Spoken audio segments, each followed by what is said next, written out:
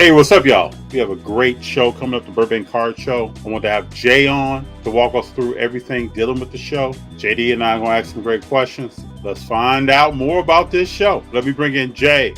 What's up, Jay? I think I'm back. Good to have you here, sir. How have you been? Good, good. Hope everything's well with you. If someone has been to each Burbank show, is there anything coming in this show that is brand new, groundbreaking, something that will get people more excited than knowing that the Burbank Card Show is coming? Something in addition to. So the first thing is Fanatics Events is gonna launch their first event at the show. They'll be hosting a bar for Thursday night. So this is for vendors, press, media, staff, and VIP attendees. Okay. So if you're a VIP ticket holder, you can get into the event. They'll be buying people drinks. They do want to have conversations with people. So they'll be set up right smack in the middle front, to be able to talk to our patrons and our attendees and to our vendors. Okay. So that's the first thing. Second, if you are a VIP attendee or 3-day pass holder, I can't give you the exact details, but we do have a special gift that will serve as a souvenir for the show.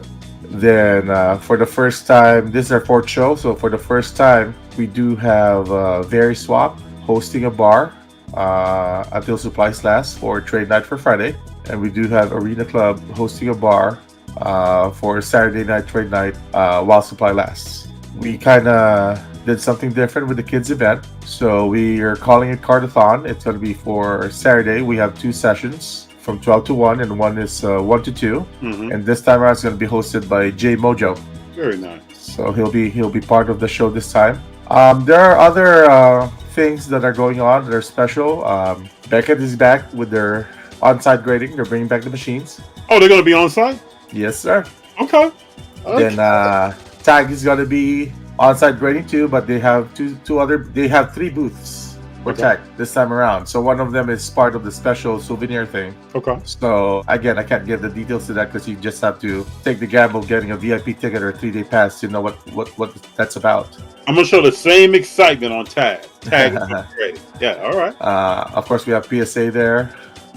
We have Golden. We have SGC. We have Arena Club. We have PWCC. We have COMC Zion. We have Alt.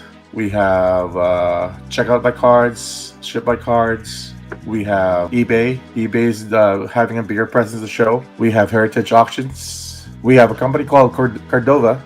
They're like an auction house for Japan. So we do have a little bit more international presence again with vendors and corporate. Okay. And I'm still working on a few last minute deals with certain sponsors and corporate vendors. So look forward to having them all. We did sell out of the corporate space more than a month ago.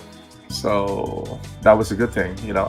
They're all coming in. They're all bringing in, with fresh budgets coming in strong. So I look forward to, having more activations and experiences with these companies. How many total tables? Right short of 600. Yeah, we have good spacing. So I didn't want to force the issue. So we have about 600, slightly shorter than 600 tables, all in all. The map should be out about a week before the show. And of those 600, how many are dedicated to TCG for those out there who are looking for that? It's all mixed together now. We're not doing the segmented, Areas. Okay. areas because we want to get everybody an equal touch. Mm-hmm. So it's all, everybody's all mixed together. Well, you guys got experience anyway. I mean, with 3 shows in, you guys already have an idea exactly what's happening. This is the second time you guys coming to Ontario, so it's a little bit more familiar with everything, right? How everything was set up before with like all the, I guess what's the word I'm looking for? Not limitations, but like the rules and regulations that Ontario has versus what Anaheim had, right? Well, like EJ said in the previous shows, we are gonna make our mistakes. Yeah.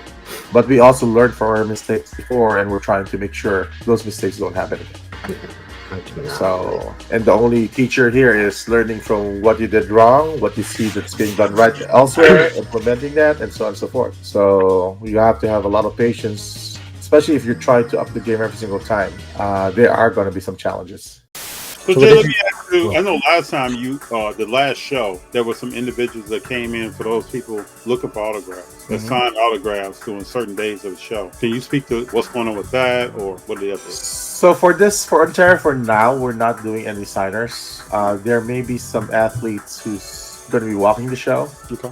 they're on a non-committal basis right now. There might be at least two who's going to be at the show at a certain point. We don't want to dive into something we are not even close to being experts on or even familiar with. Understood. A different company did the autograph signing. They sold out with all the tickets. The thing is, it wasn't as fluid as we want it to be because people didn't know which line to go. And Oh, yeah. because some of them didn't intend to go to the show, they just intended to go to do signing. Ontario is actually a better place to do that because we have other rooms in Ontario that they can use for that. But for now, with the transition and the changes that we have done, we'd rather just make sure we execute the show portion first than try to kind of dingle with that in the future. Understood. What do you think the hobby is from this time on from the Ontario one? Is there like can you tell like there's a temperature going, like it's shifting towards the good way, or it's still floating in the middle right now from your perspective? We're expecting traffic to be higher. Number one, because the last Ontario show was Super Bowl weekend. So Sunday traffic was slower than a typical Burbank show. So we expect Saturday, Sunday to be stronger. We also expect traffic to be stronger just because cards are more affordable now. So there's going to be more buying power. And a lot of buyers are buying higher now because of free packs and stuff like that. So I think the ecosystem inside a card show of this scale is going to be to the liking of many, not all, but of many. If vendors will price their cards correctly, if the vendors are willing to work with the buyers, if the buyers are willing to spend a little bit more to get a certain card for their PC, I think it's going to be a very, very successful event because everybody just wants to move cards and have fun with cards. I can't wait then. What do you think vendors are going to be looking to bring to Move? Well, again, it depends on which vendor you're talking to. If it's a vendor from Canada, it's an opportunity to sell hockey cards, probably. If it's a vendor from Europe, it's probably an opportunity for you to unload some of your soccer cards. Vendors are probably going to be looking to unload a lot of Lakers stuff, a lot of Clipper stuff, a lot of Rams, a lot of Dodgers, a lot of Angels, and stuff like that. Otani probably is going to be a big seller at the show. Oh, yeah. So if you're listening to this, I'm hearing there's going to be a vast amount of stuff that is available. Come with an open mind, look around, talk to people, say hello, introduce yourself, and see what's out there for sale. Probably something that fits your PC, something you like. I guess, did you talk about the parking situation? Is it the same as last time? Parking is still $15, single entry. If you're at the host hotel, just pay the parking there. You can just walk to the venue. If you're flying in and you're at the host hotel, which is DoubleTree, make sure you contact DoubleTree before flying in because they do have a shuttle that goes from the airport to the hotel and back. So that's part of their service. Now, if you're local, maybe Uber will make more sense for you. If you're local, just to not get into the hassle of finding parking, but there is enough parking compared to Anaheim. Because remember, Anaheim, there's multiple events going on. Yeah. We have the whole building, so all the parking for Ontario is going to be dedicated to us. So Jay, I want to get this out here too. I know people are going to ask questions about internet connectivity. What do you have to say about that? I don't think we had anybody say that they had internet problems in Ontario, unless you're using a cell phone company provider that really has a bad reputation. Yeah. For the vendors, we do have backup internet that they can connect to in case something happens. If you are heavily dependent on internet, I suggest you get one of those prepaid mobile hotspots. It's only like $50, I think, for a day or a week.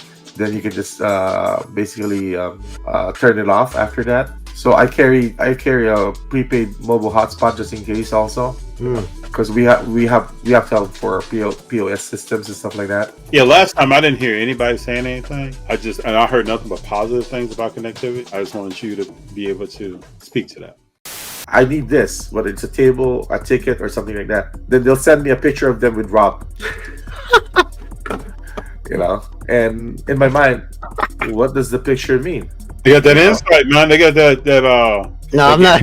I don't know if I can. I'm not gonna lie. That when I was helping you guys the first day, they were coming up to me, and I was helping pass out the stuff, and they were just coming up to me. They showed me a picture of Rob and them and EJ, and I was just like, I don't know what you want me to do with that, so I just pushed it over there.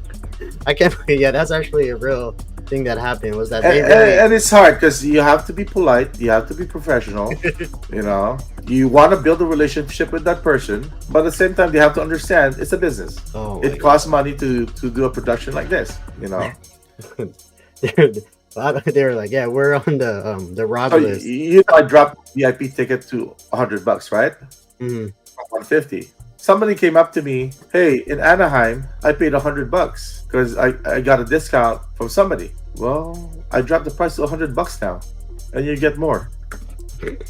That's so funny. No? That's actually a true story. They really said, yeah, we know so and so could give us a VIP. I was like, oh. Some people believe if you ain't name dropping, what are you doing? They definitely name dropped. They name dropped everybody that. I don't know. I wash my hands of all of those connotations. As far as I'm concerned, cool. They have a picture with one of my partners. Good job. Yeah, I did. And it's gonna be $600 for a table. One challenge that I encountered is that not everybody was on the system for Expo Genie. What is Because that?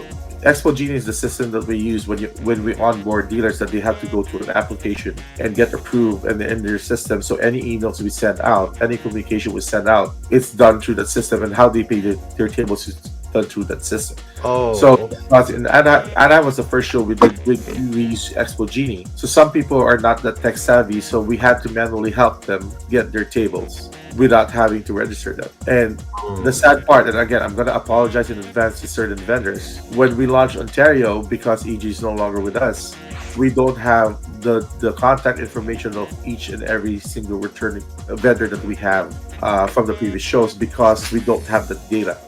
Mhm. So luckily, a good amount of them approached us and told us, "Hey, how do we book a table?" And when we saw in our system their names weren't there, we were able to help them onboard inside. And we do have some group dealers that we call that. Well, they're represented by one person, and there's like 10 dealers, and they block a good amount of tables. That works when you're starting off, but moving forward, that system can't work. Why? Because if FD is booking a table with JD, and FD decides, you know what, I'm going to make my own company, I'm going to grow my own company, and the next show, because only JD is on the system, the email only goes to JD, hey, are you ready to book a table? If FD separated ties from JD, how is FD going to know that the tables are not available for returning dealers? Because they're not in the system. And that was a hard thing to explain to a lot of people who would, book together, and they would ask us, how come on the commitment post my logo is not there? Because only JD's logo was there, because it's his application on the file. If I knew that FD was part of that group and he has his own application, then I can put FD's logo on the commitment. So people need to know that we use systems, and it takes time to create the systems, and it takes a lot of cooperation from everybody, to be in the system. A simple thing that you change your email, even though you're in the system, you're not going to get the communication that we need because you change your email. That's right. So, and a lot of them will forget their password because they only do it twice a year. Right.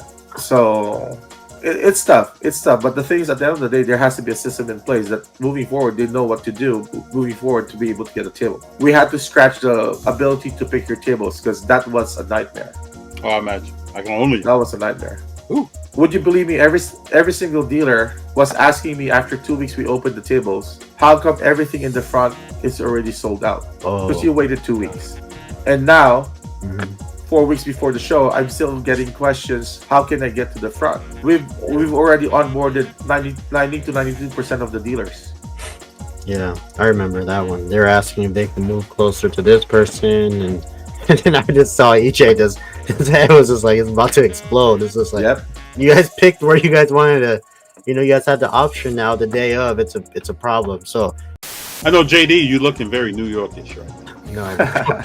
No, with the beanie on. I know, man. What's going on right now, bro? I'm still cold, but it's cool. I just want to ask your guys' opinion because we didn't even talk about it, but I'm sure everybody wants to know what you guys think about it. The LeBron and the Bronny Jr. 1-of-1, the auto that they dropped last week. What are your guys' thoughts on that? Share my thoughts, but Jay, You think that's the card of the year, or what do you think? Or is it just like the Tom Brady Bowman auto phase that we had like 2 But weeks ago? JD, you know I share my ideas on that card. So yeah, I just want to hear what you guys, because at the show we're almost gonna get off. I want to hear you guys' opinion on that, because FD don't really like LeBron and Jay kind of likes LeBron. I just want to know, because I mean that's the first father-son one-on-one. That's gonna be a big chase the next coming weeks, possibly months. That card will become irrelevant. Jay, speak on it. Speak on it, Jay. He can cut me. I can't even get it out. Jay said it. Go ahead, man. That card will become irrelevant once they have a dual auto in an NBA jersey. Yep. There you go. That's the answer, man. Okay, I was wondering. I mean, because everybody's blowing it up. It's hyped up because it's new. It always and I'm happens. gonna double down on that. All right. No hating on Bronny. He's a spot up shooter at best. So JD. There you go. So Tops have the right to LeBron already, right? Yeah. And Tops will eventually get the license for the NBA. Mhm. So once a LeBron James autograph with him pictured in the Lakers, the Heat, and the Cavs in one card, That's right. do you think the LeBron card is still going to be relevant? And then let's also say Bronny's a spot up shooter at best. Let's double down. My God. That's right. He went 0 for 5, 0 for 7. So if Tops comes up with an NBA card of LeBron James blocking Bronny in a game, and it's a 1-of-1, do you think the duel is going to be relevant? No. So it's a seasonal card, basically. That's what we're gonna call it. It's a seasonal. Just like the Brady card. It's a. Wow. All right. I was just wondering. Thank you, Jay. Thank you, JD. All right, guys. I'll see you guys. Make sure everybody keep rolling that. Jay from Burbank signing out. Have a good night. See you later.